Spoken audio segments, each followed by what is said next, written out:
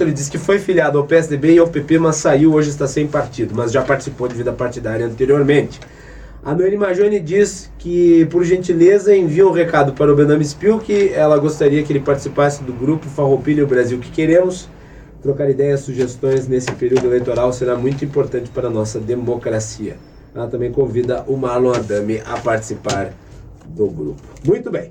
Voltando aqui à nossa discussão, saiu uma notícia no site Implicante, escrito pelo meu querido amigo Flávio Morgassa, e a notícia foi reproduzida no blog da Nariz Gelado e evidencia que o marido da Marina Silva, ele exerce um cargo de confiança no governo do Acre.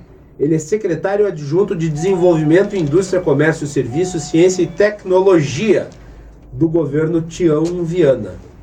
Qual é a análise de vocês? Sendo que o marido dela está lá junto, e aliás, a Marina Silva apoia o governo petista no Acre já há mais de uma década.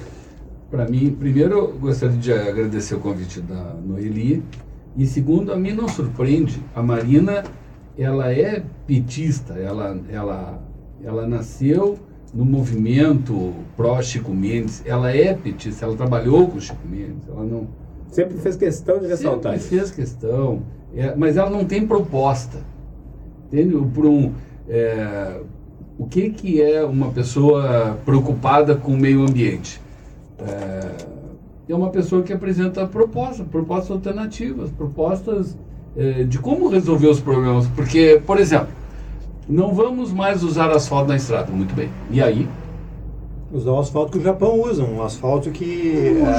O Japão é acusado por todo mundo, por todos os ambientalistas do mundo. O Greenpeace não sai do Japão. Porque o asfalto eles fazem um asfalto poroso que absorve a água. As baleias. A gente não mata a baleia. Claro, claro.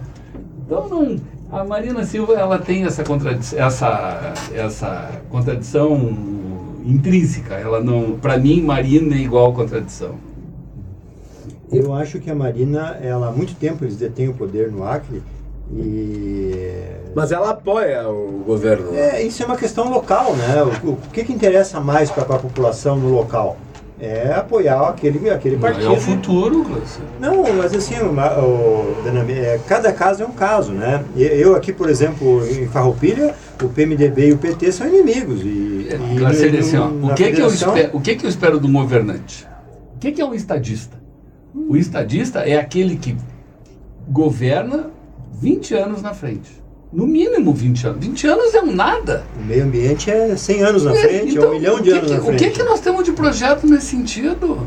Então, aí estão as contradições. Quer dizer, os outros têm que fazer, porque o outro não faz, o outro tem que fazer, né? Assim, ó, mas a Marina eu queria deixar bem claro, o Partido Verde hoje tem um candidato a presidente da República, chama-se Eduardo Jorge. Mas segundo o Marlon Adami, ele se retirou, não é mais candidato. Ele está desinformado. O Eduardo Jorge é o nosso presidente e é ele que eu tenho que, hipoteticamente, votar. Eu vou votar no candidato que tiver melhor condições de derrubar Dilma. Bom, eu também. Se a Marina for candidata e a Dilma, e forem para o segundo turno Marina e Dilma, eu voto na Marina. Ou fuja do país. Estamos juntos, Benam. Não, fugir não. Nós temos que deixar para os nossos netos e bisnetos. Propostas, todos têm, e a Marina tem uma proposta muito avançada. Mas tu fala da Marina como se ela fosse a candidata. Deixa eu concluir, meu amigo Guilherme. Eu quero dizer o seguinte, a Marina é a única que pode vencer a Dilma hoje. Mas no atual cenário das pesquisas, o Aécio demonstra que tem uma capilaridade de votos bastante grande. Olha qual é as intenções de voto com relação à Marina. O crescimento, mas é que a Marina já foi candidata. Mas a Marina não está conseguindo transferir os votos que seriam delas para o candidato. Vamos fazer uma pesquisa para ver quantos votos tem a Marina hoje. Ela tem mais votos que o Eduardo, mais que o Aécio. Tu acha que se fosse feita uma pesquisa com o nome dela de candidata e não do Eduardo? Na espontânea ela nem pontua. Olha, não é as mesmas pesquisas que nós estamos olhando, então. Na espontânea. Assim, qual é a que tu está olhando? As últimas que eu vi. A Marina sempre foi com mais intenção de voto que o Eduardo e que o próprio Aécio. Na provocada, na espontânea não. Para mim é o seguinte... Porque ela já foi candidata. É que a espontânea, ela demonstra um voto mais solidificado. Ou seja, da tua cabeça, sem nenhuma indicação de nome, vai escolher da tua cabeça assim, alguém que tu votaria. Assim, e os dois melhores colocados é a Dilma e o Aécio Neves. Eu, que não tenho popularidade nenhuma, se eu fosse candidato durante 5 eleições, 6 eleições para determinado cargo, na quinta, na sexta eleição, eu seria eleito. Porque as pessoas iriam me conhecer. Entende? Isso não é política antiga. Na nova nós temos que provar que as pessoas têm capacidade de... E o Lula foi eleito assim. Claro. Foi na quinta vez. Mas é isso que nós temos que mudar, né? E a Marina também, ela é mais conhecida por já ter sido candidata que o Eduardo Campos e o Aécio. Reforça então a minha tese. Que o Aécio já, sendo do PSDB, com partido instalado e tudo... Não, estou falando de pessoas. Estou falando de pessoas. Reforça a minha tese. E assim, se ela já foi candidata e teve 20 milhões de votos... Mas só um pouquinho. O Aécio... Só para defender o Aécio, que eu não tenho interesse nenhum em defender o Aécio. Não estamos fazendo a defesa de ninguém, estamos fazendo análise. O Aécio foi assim, ele foi governador por 2 mandatos de Minas. E em Minas ele ganha para presidente. Para mim chega. Esse número chega. É um bom indicativo. O povo que conhece ele vota nele. Um bom indicativo. E o cara foi... Por isso que ele vai crescer mandatos. muito, né? Ele vai crescer muito nas pesquisas. E acho que nós falávamos em off até, né? Que o melhor segundo turno seria Eduardo e Aécio. Dilma ficaria fora. Isso é o sonho. É o sonho de todos os brasileiros mais esclarecido. Isso não vai acontecer. Lógico que não. Lógico que não. Vai. Mas é o sonho de todos os brasileiros. A Dilma, ela chega nas eleições com 30% de base, que é o voto petista. É a teoria dos 3 terços. 1 terço vota no PT, 1 terço é antipetista e outro terço varia de acordo com as propostas ou pelo menos com a campanha do candidato. 30% O PT conseguiu conquistar esse terço do eleitorado que é variável. Vale para o Rio Grande do Sul isso? Vale para qualquer lugar, vale inclusive para Farroupilha. Tu acha? Não. Farroupilha não vale, que o PT nunca se elegeu, nem não se elege nem para... Quantos vereadores o PT fez com a Qual foi a votação do Tarso Genro Farroupilha na última eleição? Foi menor. Foi a maior, ele ganhou no primeiro turno aqui também. Olha, o PT fez 2 vereadores. O PDT fez 3, o PSB, o Partido Novo fez 2, o Partido Novo, o PSB, fez 2 vereadores e o PT fez 2 no Farroupilha. Onde é que está a força do PT? O prefeito é PDT, né? O prefeito é PDT. Não, o prefeito é PT, ele entrou no PDT.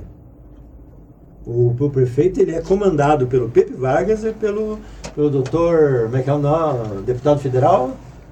Bom, mas o Henrique Fontana, tu quer falar? Bom, mas nós estamos entrando numa discussão municipal, hoje o nosso assunto é um pouco federal. diferente. É o seguinte, nós precisamos urgentemente iniciar um processo de reflexão, de provocação, para que mais pessoas se envolvam na política.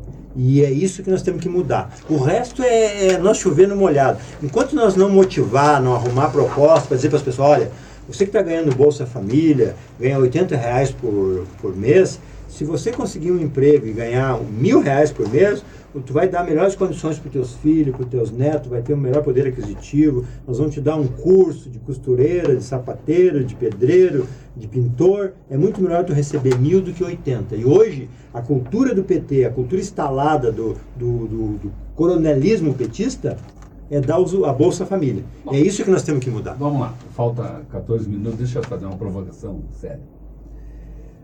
Então nós não que essa não tenha sido séria, então eu estou dizendo o seguinte, desde a minha primeira frase, que a Marina é o mesmo do mesmo. O que é o mesmo do mesmo? São políticos vinculados e comprometidos com qualquer coisa que não o Estado. O Estado, lato sensu, o Estado brasileiro. Com o Estado, não com o governo. Isso. A Marina, a mesma coisa. E eu vou mostrar por quê. Muito bem. Elenque. Simplesinho assim. A falta de coerência da nossa ambientalista, avalizada pelo colega Graci. Não que eu defenda ela. O meu candidato é Eduardo Jorge. Se ela é um pouco coerente, amanhã ela vai plantar um bosque para pagar o débito de carbono que ela tem usado na campanha. Que ela anda de avião para todos os lados. Ela tem que compensar. Sendo uma ambientalista, que compense. Amanhã tem que estar na imprensa ela plantando um bosque. Se não for isso, ela não tem a coerência necessária para ser uma estadista. Nesse padrão que nós temos, ela até se destaca como política, mas nesse padrão raso não me serve. tem que ter no mínimo coerência. Então eu gostaria de ver ela compensando a emissão de carbono que ela faz. Para mudar a ecologia e o meio ambiente, ela precisa se locomover, porque ela tem só 80 anos ou 100 anos de vida, né, ela Benami? pode compensar, então. Ô, Benami, assim, ó, o foco aqui é o que é melhor para o país. E pelo que tu já me disse anteriormente, entre Marina e Dilma, tu vota na Marina. Para mim, não precisa mais discutir esse assunto. Nós queremos mudar o país. E para mudar o país... A proposta era a questão da Marina. Nós estamos discutindo a Marina. Qual é o peso político da Marina? O peso político da Marina é os 20 milhões de votos que ela fez. Os 20 milhões de votos que ela fez e o naquela época, só um pouquinho, naquela época era diferente, era uma outra proposta. Mas ela é conhecida, né? Tá. Mas assim, Benami, o principal é o seguinte, esse povo que conhece ela, que sabe que ela era PT, trocaria o voto da Dilma, desses 30% que o Guilherme garante, para a Marina, sem problema nenhum. Esse é o meu pensamento. Mas assim, ó, mas esses 30% não sou eu que garanto, é a ocorrência histórica que me diz que é assim. Não é assim. Não teve uma única eleição onde o PT ficou longe de 30% das eleições. No Rio Grande do Sul sempre foi diferente, tanto que nenhum se reelegeu. Mas tu não se elege com 30%. Eu estou dizendo que 30% é a base de votos. É a partir da onde ela sai. 30%. Tu vê que tanto é verdade que o Serra, em São Paulo, ficou com 30% até o fim. Nas eleições presidenciais, 30%, todos os candidatos de oposição marcaram 30%. 30% é contra o PT, 30% é a favor do PT. Meu amigo Macalossi, isso é discurso de políticos antigos que diz o seguinte... Deixa eu completar a frase. Fato. Deixa eu completar a frase. Eles dizem assim, os caras têm um teto.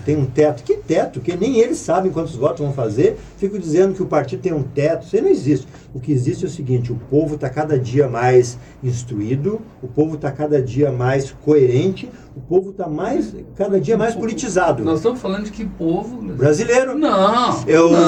Benami, eu postei um vídeo feito por um amador em São Paulo, onde no dia 1º de maio a Dilma começa a dar o seu discurso do trabalhador.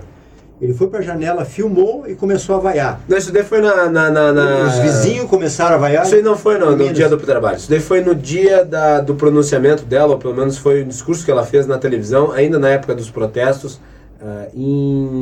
É antigo esse vídeo, eu já vi esse vídeo de muito tempo atrás. Eu acho que é do dia 1º de maio. Não, é antigo. Bom, aqui ó, então deve ser outro. Ele vai para a janela, num conjunto habitacional que não é de rico, que deve ser Minha Casa Minha Vida, foi pelo visual da vizinhança e a proximidade. Ele começou a vaiar e em pouco tempo todos estavam vaiando. É um coro, é um novo jeito de fazer política. Então o povo está coerente, o povo está sabendo que a Dilma tem corrupção, que a Copa não é boa, que não tem saúde, que não tem segurança, que não tem educação. Até o início da campanha ela estava com 80% de aprovação. Isso.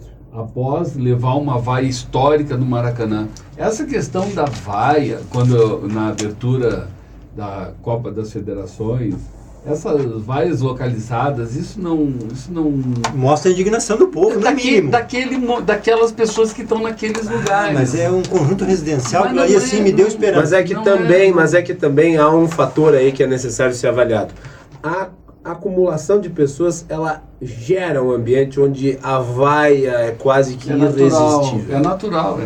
É difícil tu ver um político ir para um lugar público e ser aplaudido. Em geral ele é vaiado, independente de quem seja. Enquanto o cidadão continuar reelegendo os políticos de plantão, que trabalham só para a manutenção do poder, que é o caso do PT, PMDB, nós não vamos ver mudar nada nesse país. E é aí que a gente tem que dizer assim, Benami, tu é um homem conhecido, um jovem, entra na política, te candidata, faz a diferença. É assim, ó, eu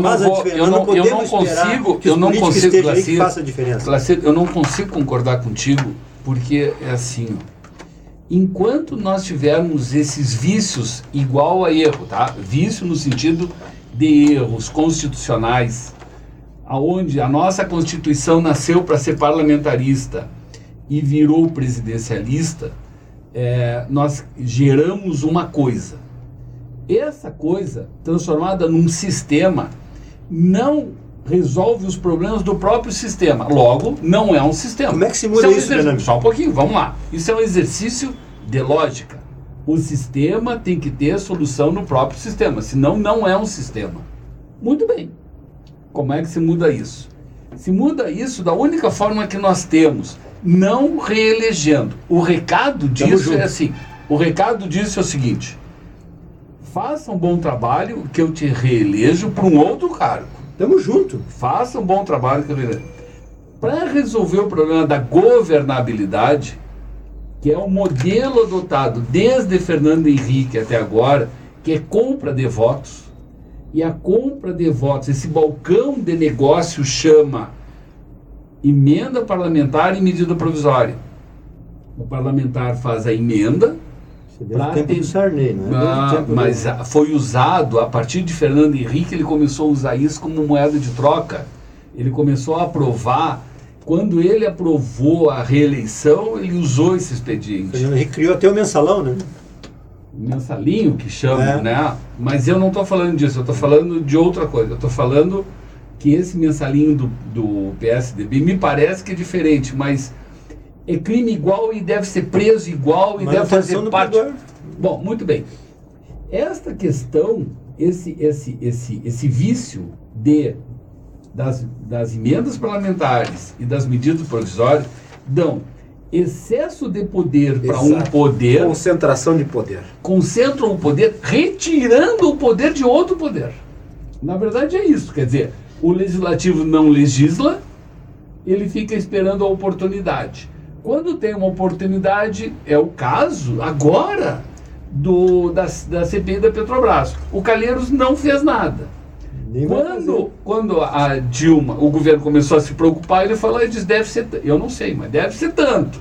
Aí ela paga no sentido de favor, eu não estou falando cargos, que seja etc. De cargo, eu não estou dizendo que seja dinheiro na boca do caixa, não é isso que eu estou falando. Não é, espero que não seja, né? Rezo para que não seja. Como passa rápido uma hora, né? Impressionante. Então é isso, a questão é, nós temos que corrigir a Constituição. Agora, nós temos ambiente para fazer uma Assembleia Nacional Constitucional? Não, de jeito nenhum. Nós temos que mudar as pessoas, temos que botar o Bename, temos que botar o Macalós. Eu não sei se nós temos que mudar as pessoas, nós temos que limitar as pessoas. A análise do Bename a respeito do nosso sistema político partidário é muito parecida da análise que o professor Percival Pugina fez numa entrevista que eu fiz com ele em Porto Alegre no início de abril, onde ele estava no Fórum da Liberdade. Ele disse que esse é um sistema político que afasta as pessoas boas. Mas como é que nós vamos mudar? É através da política. O Bename disse isso no começo. Nós temos que renovar, pensamos juntos. Olha só, eu temos que botar novos prédios. São 8 apartamentos. Eu, quando troco de carro, eu aviso assim, não foi com o dinheiro do condomínio, porque é só o que falta. Não né? precisa, te conhece.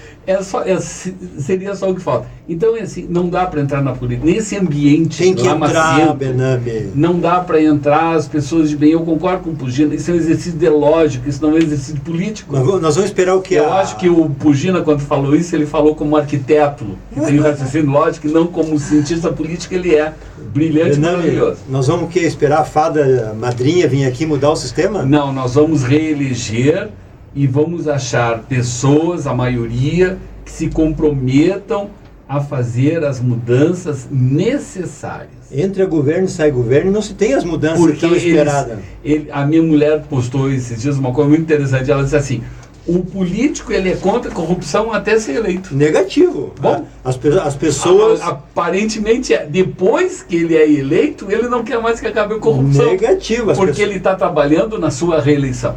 O que nós temos que tirar do político é a chance que ele tem de se reeleger. Talvez aí ele comece a trabalhar pelo povo. Mas e quem é que vai fazer isso? Os novos políticos. O povo. Não, os eleitores têm que fazer isso. Mas há um aspecto os políticos não tem como. Mas há um aspecto que eu queria que o Glacir está tentando colocar aqui, que eu identifiquei qual é. Quer dizer, tu dissesse que é necessário que haja uma mobilização no sentido da eleição de pessoas que se comprometam a mudar o sistema. Mas ninguém quer entrar. Os que estão aí não vão mudar. É um paradoxo, né? Quer dizer, não vai se mudar se não entrar ninguém que queira mudar. Que vai ter que ser mudado pela atual legislação. Então, se acabar a chance, mas é que, de novo, se acabar a chance da reeleição, eu vou entrar para ser vereador durante 4 anos. Sim. E eu vou tentar fazer um trabalho por 4 anos. Eu sei que finda dali a pouco, eu tenho que fazer o melhor trabalho que eu tenho para poder me candidatar a ser deputado estadual, federal, alguma coisa. Bename, quem vai...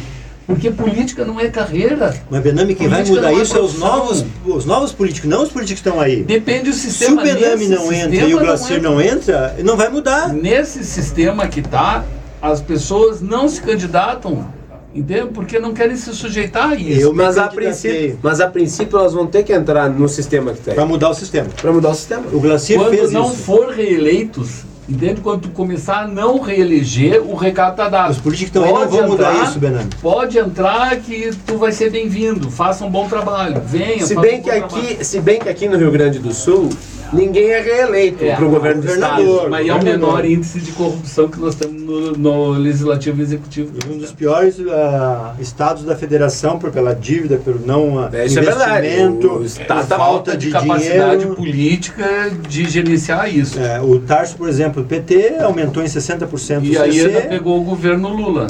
e fundou a EGR, não fez 1 quilômetro de estrada, não fez um buraco, acho que não tapou, mas pagou não sei quanto para os companheiros de partido. Então, assim, é mais um exemplo de que esses que estão aí na política não vão mudar a política. É nós novos que temos que buscar lideranças novas para se motivar a fazer política.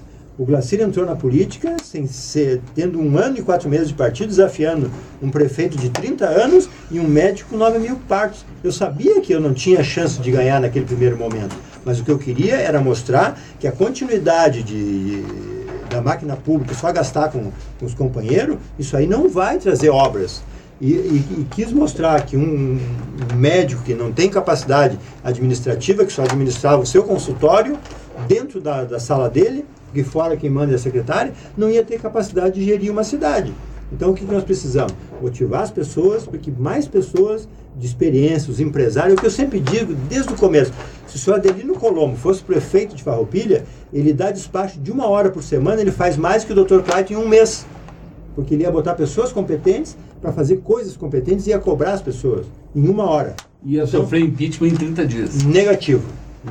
Não, ele saberia fazer, porque ele é administrador. Eu tendo a concordar com ambos, a cada um a seu modo. Eu acho que ele como gestor poderia ser muito bom, mas eu acho que, como o Benami disse, ele acabaria sendo botado para fora. É só cumprir a lei, mas... Por exemplo, se fosse o senhor Collor de Mello tivesse uma base, ele não teria sido empichado. Não, negativo. Ele tinha um PC por trás que já estava infiltrando na Petrobras para ganhar dinheiro. O PC era pinto pequeno comparado com negativo. Ele era comunado com o Collor. O Collor não é esse santinho que vocês estão dizendo. Mas ninguém está dizendo que ele era santo. E nós estamos dizendo que se ele tivesse uma base de apoio no Congresso, não importa a denúncia que viesse, ele continuaria sendo presidente da República. Ele tentou comprar a base, mas o PC era mais olho grande do que a base. Por isso que morreu. Muito bem. Estamos chegando no fim do programa. Na próxima vamos fazer um decreto para nós ter 2 horas de programa. Nós temos muito assunto. Temos bastante assunto, mas infelizmente a programação da rádio continua e não existe só o confronto na nossa grade. Felizmente não existe só o confronto. Mas é um de maior audiência, com certeza, porque a repercussão tua e a do Leandro, principalmente, quando a gente vai na rua aí, é impressionante. Muito obrigado por mais oportunidade. Prazer em debater contigo, Benami. Acho que se tu tem que entrar num partido político, o PV está à tua disposição. Tu quer ser o próximo candidato a prefeito, está aberta a vaga. Para deputado estadual não, porque eu sou pré-candidato.